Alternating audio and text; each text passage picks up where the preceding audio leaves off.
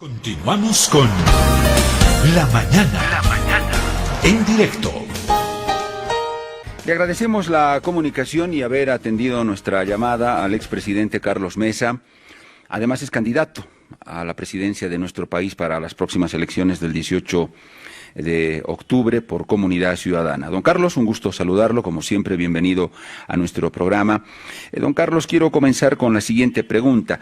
Bueno, estamos entrando ya a la etapa, a la lógica de estrategias, campañas, en fin, se agudiza, no sé, ojalá que no la guerra sucia, pero ha llamado la atención porque es muy evidente que en sus últimas intervenciones la presidenta Yanine Áñez parece haber optado por una estrategia de ataque a su candidatura y además directo, frontal. Dicen que siempre hay que polarizar con el que va mejor en las encuestas, o que por lo menos es primero. No sé si Yanine Áñez y el equipo de asesores que tiene decidió dar ese paso, don Carlos, de polarizar frontalmente con usted. No sé cómo lo percibe su equipo, cómo perciben ustedes. Es la presidenta y ya lo ha mostrado varias veces en muchas intervenciones. ¿Cómo interpreta esto Carlos Mesa? Lo escuchamos, bienvenido, adelante. Buenos días, Pedro Saúl, muchas gracias por la invitación. Con relación a la pregunta, decirte que un camino entendible es la búsqueda de distraer la atención sobre los problemas reales del país. La gestión de salud, que no ha sido eficiente y que no ha sido positiva en la lucha contra el coronavirus, la crisis económica que no ha tenido respuestas a pesar de las medidas del gobierno, y el nivel estructural de corrupción que el país vive en términos generales, ¿no? El establecer una estrategia de esa naturaleza distrae los verdaderos problemas que nosotros como comunidad ciudadana queremos responder y resolver una vez que, si conseguimos el voto popular, seamos elegidos a la presidencia del país. Sobre el tema particular y personal, yo tengo respeto por el cargo presidencial, no voy a hacer más comentario que ese. Muy bien, don Carlos. Lo que nadie quiere seguramente es que esto se desborde y pueda entrar al plano de la guerra sucia. Eso sí ya puede tener otro tipo de connotaciones, pero la provocación al debate sobre temas del país me imagino que puede ser hasta saludable. Habría que distinguir siempre esos dos terrenos, ¿no? Definitivamente, Pedro Saúl. Nosotros, y lo hemos vivido ya de manera dramática, de manera virulenta, cuando fui candidato a la presidencia en el 2019 enfrentando a Evo Morales, sufrimos un embate permanente, sostenido y basado en la guerra sucia, basado en las acusaciones, basado en la calumnia, basado en la manipulación, y no es algo que, por lo tanto, vayamos a experimentar por primera vez, pero yo coincido contigo y es la lógica nuestra. Nosotros trabajamos siempre en nuestra campaña sobre la base de ideas, la base del debate. Podemos hacer una crítica, podemos hacer una observación, podemos establecer nuestro punto de vista discrepante, pero siempre son ideas contra ideas. Yo creo que eso es lo esencial.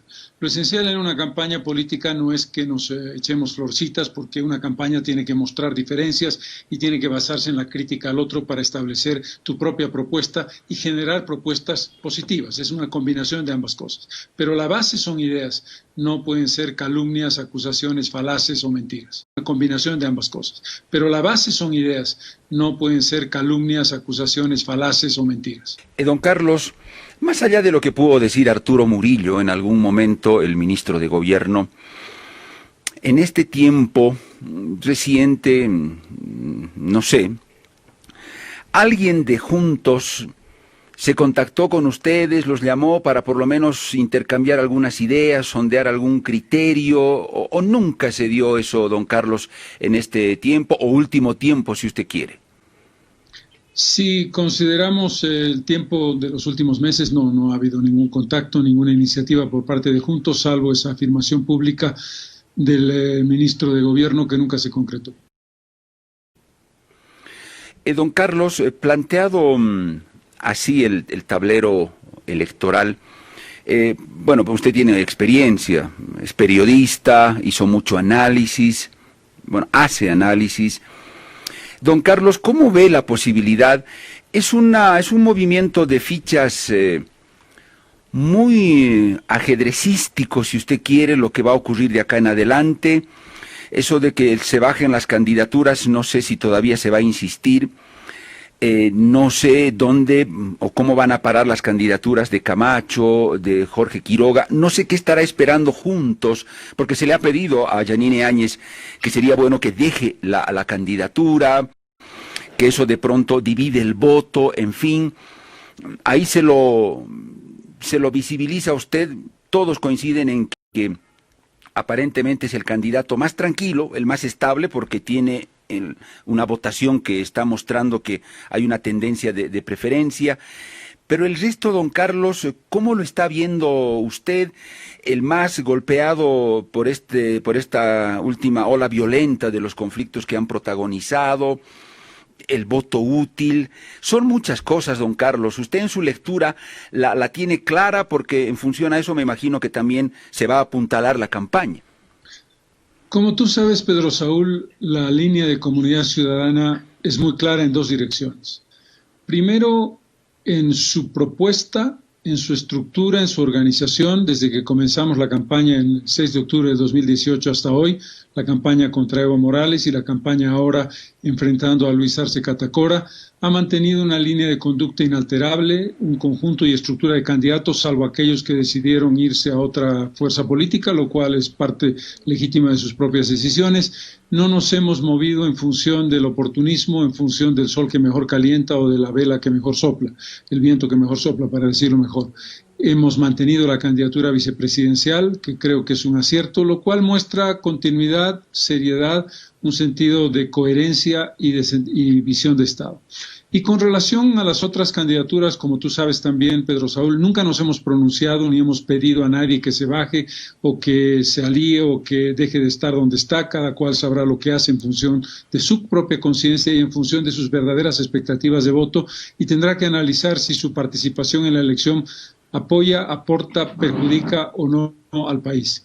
Desde esa perspectiva, nosotros creemos, como ocurrió el 2019, que si tú construyes una propuesta adecuada, que si tú eres sensato y propones salidas y respuestas adecuadas, el voto va a ser el que genere la unidad. Es decir, lo hemos repetido muchas veces, quien define la unidad del voto es el votante. El votante se inclina por la candidatura que cree que tiene mejores perspectivas en función de a qué estamos enfrentando. Y estamos enfrentando una decisión democrática de voto popular de que no vuelva al gobierno el movimiento al socialismo, porque le ha hecho mucho daño durante estos 14 años.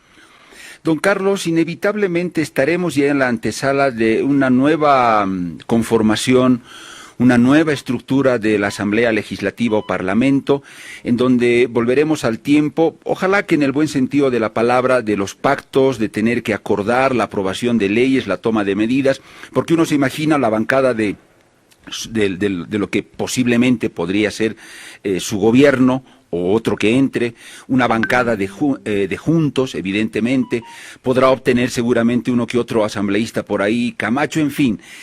Volver a este esquema un poco más distribuido en cuanto a la fuerza política en la Asamblea, ¿será saludable o volveremos a lo de antes, don Carlos? ¿Quién puede darnos una certeza de la estructuración y el funcionamiento de lo que parece podría ser una nueva correlación de fuerzas en la Asamblea? Un primer elemento, Pedro Saúl, que es fundamental. Quien define la estructura, la organización y la distribución de escaños en la Asamblea Legislativa es el pueblo boliviano con su voto. Esto es muy importante. La fragmentación o la concentración de voto popular no depende de la decisión arbitraria o el capricho de los partidos políticos, sino de la voluntad popular. Eso es muy importante de subrayar para plantearle al votante hoy, cuando todavía no se ha desarrollado esa elección, que la concentración de voto es mucho más beneficiosa y mucho más útil desde el punto de vista de la gobernabilidad que la fragmentación del voto. Pero en última instancia es el ciudadano el que toma la decisión. Sobre esa base vamos a tener una votación que definirá la estructura del Congreso o de la Asamblea Legislativa Plurinacional. Yo podría decirte casi con seguridad absoluta que no vamos a vivir en muchos años la concentración hacia los 2/3. Es decir, es muy difícil, casi imposible, que una sola organización política obtenga 2/3 de control de la Asamblea Legislativa. Pero sí creo que es posible optar, buscar competir democráticamente para conseguir la mayoría absoluta, es decir, el 50% más uno de los votos, que te permite un manejo razonable en la mayor parte de los temas de lo que hace a la decisión legislativa y a las leyes y por lo tanto a la aplicación de un programa de gobierno. Ahora existe también la posibilidad de que ninguna fuerza política obtenga la mayoría absoluta. ¿Cuál es la lección histórica, Pedro Saúl? El último momento en el que un gobierno intentó gobernar con minoría fue la UDP y no lo logró. Y hay que aprender esa lección. Y yo quiero, por favor, subrayar en este caso que no volvamos al tema de Carlos Mesa dice que la UDP, simplemente estoy haciendo una referencia histórica. Después, a partir de 1986, con el gobierno del presidente Paz Estenssoro, se estableció lo que popularmente se conoce como la democracia pactada. Un elemento clave. Una cosa es una alianza por intereses puramente materiales, por control de élites, por control económico, por control de espacios de poder. Y otra cosa es la necesidad de la construcción de una mayoría absoluta en el Congreso sobre la base de un programa. Si Comunidad Ciudadana consigue el 50% más uno de los votos, adelante con el programa y con nuestras acciones. Si no la consigue, nuestra voluntad explícita, dicha ahora con mucha claridad, Pedro Saúl, creemos que no es posible, y mucho menos en una situación tan crítica como la que vive Bolivia, el tratar de gobernar sin mayoría. Eso sería poco serio y sería en muchos sentidos inconsistente para lograr los objetivos. Por lo tanto, hay que construir alianzas políticas basadas en programa que permitan la gobernabilidad. Esto es fundamental. Don Carlos, pero usted podría enfrentarse a un escenario posible de la siguiente manera. Es cierto que para gobernar en una asamblea con una cierta paridad de fuerzas hay que hacer pactos, hay que hacer consensos. Y en este caso, don Carlos, podría darse que una parte de la fuerza política la tenga el MAS, otra parte juntos. Y ahí puede surgir algo que usted sabe, se especula mucho. El MAS a Carlos Mesa: yo te apoyo en la asamblea, te voy a dar el apoyo que tú necesites, siempre y cuando no me molestes, no me hables de juicios, que si me vas a investigar o vas a investigar mi gestión y demás cosas. Ahí cuentas conmigo. O lo propio podría ocurrir con la otra fuerza de Juntos, ¿no?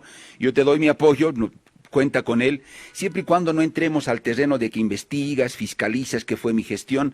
¿Eso cómo se lo maneja o cómo lo manejaría Carlos Mesa en el hipotético caso de que fuera presidente? Dos consideraciones, Pedro Saúl. La primera, estamos enfrentando, y esto es muy importante subrayarlo, al movimiento al socialismo fundamentalmente. Y en consecuencia no sería coherente una alianza una vez que tú has ganado la elección, si esto ocurre, con aquel que es lo que el país espera que no ocurra. Es decir, que no te alíes con aquel al que estás enfrentando porque le estás diciendo al país, porque somos conscientes de que no queremos que el MAS vuelva a gobernar. Por lo tanto, yo no veo viable una alianza de ninguna naturaleza en términos de asamblea legislativa con el movimiento al socialismo. Primer punto. Segundo punto. La posibilidad de alianzas, en consecuencia, tiene que hacerse con las fuerzas democráticas que creemos que el MAS no debe volver al gobierno. Pero hay algo fundamental, que lamentablemente el MAS, como parte de las grandes distorsiones a las que nos vio sometido, es la teoría de que tú tomas la decisión de a quién persigues y a quién no persigues, a quién investigas, a quién no. Primero, la palabra persecución a mí no me gusta. Lo que me gusta a mí es la palabra búsqueda de justicia, búsqueda de juicios a quienes deben ser juzgados de manera independiente. Básico. Separación de poderes. No hay ni puede haber un compromiso parlamentario para juzgar o no juzgar a alguien. La investigación debe hacerse en el nivel en que debe hacerse, es en el nivel del Poder Judicial y del Ministerio Público. Y aquí viene otro elemento. No se puede comenzar un nuevo gobierno con el mismo sistema judicial. Lo primero que nosotros vamos a hacer va a ser poner en cuestión la elección del 2017, que nos parece espuria por el hecho de que el 40% de votos fue nulo, el 20% fue blancos y la mayoría de los elegidos obtuvo entre 2 y 5% y fueron preseleccionados con esa condición de los 2/3 masistas. Por lo tanto, independencia de poderes y las alianzas para la gobernabilidad basadas en programas y basadas en objetivos comunes. Pero esto no quiere decir basado en la garantía de impunidad de nadie, porque además no le corresponde ni al Poder Ejecutivo ni al Poder Legislativo hacerlo. Bueno, creo que lo que usted acaba de decir, don Carlos, hace a un aspecto, yo diría, fundamental, estructural de lo que podría ser su gobierno. Usted lo ha dicho claramente hoy día. Acá no van a haber alianzas, sobre todo con el MAS, porque es el partido al que estamos enfrentando y el objetivo es su no retorno. Y con nosotros tampoco, ni impunidad ni nada. Creo que eso es fundamental como un punto de partida. Don Carlos, debates. Es muy posible que se den, ya se escuchan voces de debates que se están intentando organizar, gestar. Carlos Mesa va a asistir a todas estas instancias. No sé, don Carlos, si en lo particular a usted le gustaría debatir ante el país con Luis Arce Catacora o con Yanine Áñez. Los debates, ¿cómo los está viendo? Primero, Pedro Saúl, hemos vivido una sequía, para ponerlo metafóricamente, de debates desde que el señor Morales llegó a la presidencia del Estado. Hace ya 15 años que no tenemos debates. La última elección que tuvo debates, creo yo, que fue la del 2002. No recuerdo si el 2005 hubo algún debate entre los dos candidatos más importantes, pero digamos, más allá de la memoria, no podemos vivir en un sistema democrático, en un proceso electoral en el que no hay un debate, en el que los candidatos planteen sus ideas. Por lo tanto, la respuesta es sí, creo que los debates son necesarios. Segundo, tiene que hacerse, creo yo, de manera muy clara, entre los candidatos que tienen verdaderas opciones. Has mencionado dos nombres, creo que son viables y creo que es necesario y positivo hacer un debate para confrontar ideas entre las principales candidaturas. Yo lo puedo asumir como periodista, pero puedo estar equivocado, don Carlos, usted me corrige, que esta es, yo siento casi como una, no sé si invitación, pero la predisposición de usted a debatir o con Arce Catacora o con Yanine Áñez está clara, yo la estoy viendo, la estoy sintiendo explícita, o si fuera los tres en un encuentro también, lo interpreto así. Nosotros estamos abiertos a ese criterio, el criterio de entender que hay candidaturas con mayores posibilidades que verdaderamente son las que deben debatir, y en ese contexto nuestra apertura es plena y total. Don Carlos, la cuestión de la economía, que es muy importante. Don Carlos, yo me cuestiono como periodista, pero más que como periodista, como ciudadano. La industrialización de los hidrocarburos, don Carlos, ¿dónde se quedó? ¿Es parte del pasado? ¿Es algo que hay que retomar? ¿O este tiempo que ya nos trajo pandemia, que va a reinventar muchas cosas de la economía? No sé cómo quedarán los commodities, si el explotar y el vender gas va a seguir siendo muy productivo en el caso de nuestro país, pero la industrialización, ¿o hay un riesgo de que eso quede como otro elefante blanco de los varios que tenemos en nuestra historia como proyecto, don Carlos? ¿Eso cómo lo ve en cuanto a sustento, a columna vertebral de nuestra economía de acá en adelante? Como principio, Pedro Saúl, el valor agregado, y la industrialización es valor agregado, es un elemento positivo. Es decir, la lógica de la industrialización es la cobertura de pequeña escala, por razones de mercado, del mercado interno, y de gran escala la posibilidad de exportación, la posibilidad de venta de un producto que tiene un valor agregado que está vinculado a la industrialización.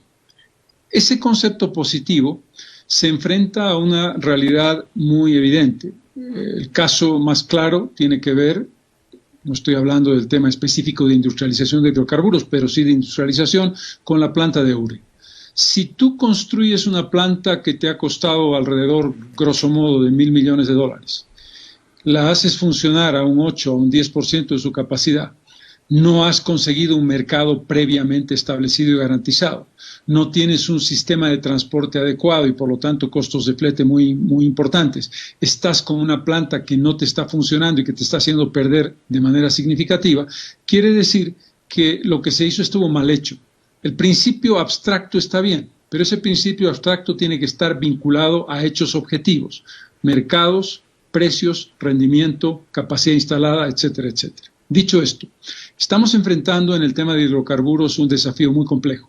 El desafío primero de un estancamiento internacional de los precios y segundo de un estancamiento del mercado e incluso de los mercados, Argentina y Brasil, e incluso de una reducción de demanda, no solamente vinculada a valor agregado, sino al gas como tal, al gas como materia prima. Y por lo tanto lo que tenemos que analizar es, uno, cómo andamos de reservas, ¿Qué tenemos que hacer para aumentarlas? 2, ¿cómo renegociamos los espacios de mercado existentes, Argentina y Brasil, en función de volúmenes y en función de estacionalidad? Porque en el tema de Argentina tenemos la lógica argentina de decir yo te voy a comprar en invierno mayor cantidad que en verano, lo cual tiene condiciones y complicaciones de carácter técnico. Y en segunda instancia, no está claro el proceso de, renovación del contrato que se ha hecho ya con Brasil, pero Brasil te dice yo te voy a comprar menos y Bolivia le dice ok, no tengo problema. Creo que hay un conjunto de temas que tenemos que analizar. Sobre esa base, ¿no es verdad? La planta de separación de líquidos, por ejemplo, ¿qué ha representado? ¿Qué está significando? La planta de gas licuado, etcétera. Tenemos que hacer una evaluación integral del proceso de hidrocarburos. El principio, insisto, es correcto, pero la realidad te obliga a este tipo de análisis para no dar respuestas fáciles y políticamente demagógicas.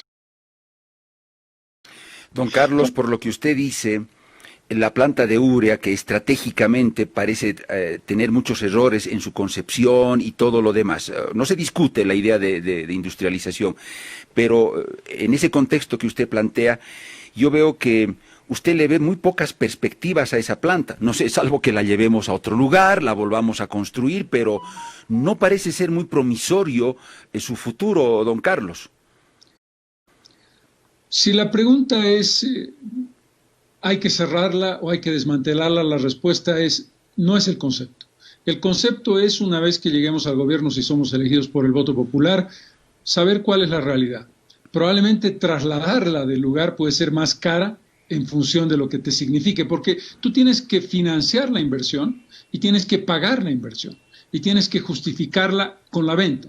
En consecuencia, tu cálculo tiene que ser, es posible y tienes que hacer el máximo esfuerzo. Esto es muy importante decirlo, Pedro Saúl. Si la planta ya está construida, la infraestructura ya está hecha, tienes que tratar de salvar esa inversión, tienes que tratar de darle productividad plena, tienes que tratar de conectarla adecuadamente y de garantizar mercados. Si una vez has hecho todo eso, las posibilidades son cero, entonces empiezas a hacer la evaluación. Mi respuesta obviamente es con beneficio de inventario, porque no tengo en la mano, por razones obvias que tú comprenderás, los detalles específicos y técnicos de sus perspectivas y de su realidad. Pero lo primero que haremos es hacer una evaluación tratando siempre de que eso funcione. Don Carlos, esa planta de urea, la separadora de líquidos, como boliviano también me resulta incómodo y no me gusta pensar eso, pero es así. Qué bueno sería que estuviera en nuestras manos absolutamente la provisión de la materia prima con la que tendrían que funcionar esas plantas. En cuanto a precios, posibilidad de explotación, volúmenes, sería lo ideal. Pero eso no es así, don Carlos. Ahí aparecen las petroleras, que son las que en función a un negocio y cierre de un acuerdo con nosotros, nos dicen cuánto gas sacan o cuánto petróleo, los precios, cuánto va para nosotros. Seguimos un poco, de alguna manera, en la mano de ellas y volver a negociar y volver a tratar. Eso también hay que tenerlo claro, ¿no? A ver, nos entenderemos. En el caso de la planta de urea, eso no tiene nada que ver con hidrocarburos. Yo estaba haciendo un ejemplo. Está alimentada por gas, pero no tiene que ver con el concepto de que es un producto directo de generación de hidrocarburos con valor agregado. La planta de urea tiene una problemática distinta. La separadora de líquidos está basada en nuestra propia materia prima boliviana. Y como tú sabes perfectamente, Pedro Saúl, las petroleras son operadoras que están a contrato con el Estado. Quien toma la decisión es el Estado y quien tiene la línea de negociación básica es YPFB a partir de sus diferentes oficinas y a partir de sus diferentes unidades. Hay que analizar exactamente cómo está funcionando YPFB, qué eficiencia tiene y qué calidad tiene para definir el tema. Pero la política de exportación de gas y sus derivados, la política de exportación de valor agregado en vinculación de negociación con el mercado es del Estado boliviano con Brasil, con la Argentina y con los compradores, en eso no hay duda. Toda la lógica de comercialización, de definición de precios, de firma de contratos lo tiene el Estado boliviano. Yo me refería, don Carlos, al dolor de cabeza que ha implicado siempre la exploración, que se está acabando el gas, que ya no tenemos lo suficiente. Las petroleras movieron muy poco para hacer una yo diría una decidida exploración. ¿Por qué? Porque de pronto no les convenía el precio, los mercados no eran muy convincentes, en fin, a esa parte me voy en el que las petroleras de alguna manera tienen el sartén por el mango en ese aspecto. A ver, la sartén por el mango la tiene el Estado boliviano. ¿En qué sentido? En el sentido de que quien tiene que garantizar sus reservas es Bolivia, porque no son reservas de Repsol, ni son reservas de Petrobras, ni son reservas de Total, son reservas del Estado boliviano. Hay una diferencia cuando se hizo la reformulación de contratos en octubre del año 2006. La definición de exploración la hace el vendedor, que es Bolivia. El Estado boliviano le tiene que garantizar al Estado brasileño que tiene la suficiente cantidad de gas como para proveerlo. Ahora, el Estado boliviano puede hacer dos cosas: o hacer la exploración por su cuenta, y en este momento debo decirte que YPFB ha funcionado con créditos del Banco Central de Bolivia sin éxito, o decir, en mi franja de impuestos, sin modificar lo esencial, porque no hay por qué reducir los impuestos, no tienes que decir, ok, yo quiero que tú explores, Pedro Saúl, y tú dices, ok, sí, me va a costar a mí 100. Ah, sí, muy bien, pero yo te voy a pagar 98. No, bueno, entonces no exploro. Es tan simple como eso, ¿no es verdad? Ahora, si tú tienes la capacidad de invertir por tu propia cuenta, yo te digo, no te preocupes, Pedro Saúl, yo tengo la plata para invertir, no te necesito, pero si te necesito, tengo que plantearte la pregunta de, si una petrolera, cualquiera que sea, te va a decir, ok, yo voy a hacer la exploración que me cuesta tanto, ¿cuáles son las condiciones? Ese es un sentido lógico. El Estado boliviano define un contrato y define unas condiciones. ¿Tú lo tomas o la dejas? Este es el tema que Bolivia tiene que analizar. Claro, don Carlos, usted lo decía bien, YPFB no parece tener la musculatura como para decirle a las petroleras, bueno, no lo quieres hacer o me cobras muy caro, lo voy a hacer yo porque tengo las condiciones. Esa no es nuestra condición. Estar un poco sujetos al tira y afloja con ellas, ¿no? Y les reitero, el problema que tuvimos en el gobierno del MAS, no exploraron lo que hubiéramos querido las petroleras porque no les convenía, no les convenía, lo dejaron ahí y bueno, nosotros tampoco teníamos mucho margen de movimiento. El resultado es muy simple, Pedro Saúl. Hay que hacer una evaluación de dónde estuvo el problema, dónde se equivocó el MAS o dónde acertó el MAS en el tema. Y en esa realidad hay que tomar una decisión. Tú necesitas exploración y explotación, necesitas incrementar líquidos, necesitas incrementar gas. ¿Cómo lo haces? ¿Tienes los recursos? ¿Cómo lo financias? Estos son los elementos que hay que evaluar. No sobre el tira y afloja en el sentido clásico de, le voy a regalar. No, no, no. El Estado boliviano tiene que tener beneficios directos. Eso me queda absolutamente claro. Para algo hice yo el 18 de julio del 2004 el referéndum de hidrocarburos. No te olvides de eso. El cambio de la política hidrocarburífera del país la hice yo con el referéndum. En consecuencia, no tengo por qué echar pie atrás. Ahora bien, dicho lo cual, hay que hacer una evaluación en detalle. No te puedo dar una respuesta específica de casos en concreto, pero yo creo que tienes que establecer una franja. No es lo mismo un megacampo que un campo declinante. No es lo mismo buscar gas que buscar líquidos. ¿Cuánto necesitas de búsqueda de petróleo? ¿Cuánto estamos en este momento produciendo con relación al pasado? Tuvimos un tope de 55,000 barriles de petróleo, no estoy hablando de gas. Hemos bajado a menos de la mitad. ¿Por qué? Esos son los elementos que tenemos que analizar. Don Carlos, coincido con usted en que es un análisis profundo y muy detallado. Ese análisis de ser usted gobierno, siempre hablo en el plano hipotético, ¿usted llegaría al gobierno con ese análisis ya hecho para tomar decisiones o lo haría llegando? El problema que tenemos, Pedro Saúl, no solamente con el gobierno de la presidenta Áñez, sino con gran parte del gobierno de Morales, es la caja negra. Es que te dicen una cosa, la información oficial es una, y en la práctica tienes otra realidad. Es decir, nosotros tenemos una información general de lo que se conoce, en lo que cada vez es una caja negra más negra en YPFB. Y por lo tanto, nuestra posibilidad de decirte, esta es la respuesta, puede ser, por eso te digo siempre con beneficio de inventario, lo decía también en el caso de la planta de urea, en función de los detalles que tenemos que conocer y que probablemente solo los conoces cuando entras realmente a la administración del Estado. En consecuencia, hay una línea general en la que tenemos ideas, digamos, que acabo de comentarte, vinculadas a mercados, vinculadas a estacionalidad, vinculadas a precios, pero tiene que estar sujeta, por supuesto, al ajuste específico de la información que vayamos a recibir si somos gobierno y somos elegidos. Ojalá que descubrir la caja negra no tome mucho tiempo, don Carlos, pero sé que es complicado. No puede tomarlo, es una cosa de urgencia. Pero, y eso es lo lamentable, y ese es un elemento clave que vale la pena mencionarlo ya que lo dices, Pedro Saúl. ¿Qué es lo que necesitamos en Bolivia para luchar contra la corrupción? Algo muy importante que parece un detalle menor, pero que es un detalle mayor. Gobierno abierto, gobierno electrónico, información en tiempo real. Y eso significa que tú, yo, cualquier ciudadano, hoy en este momento entras a la página de YPFB y tienes el detalle de toda la información.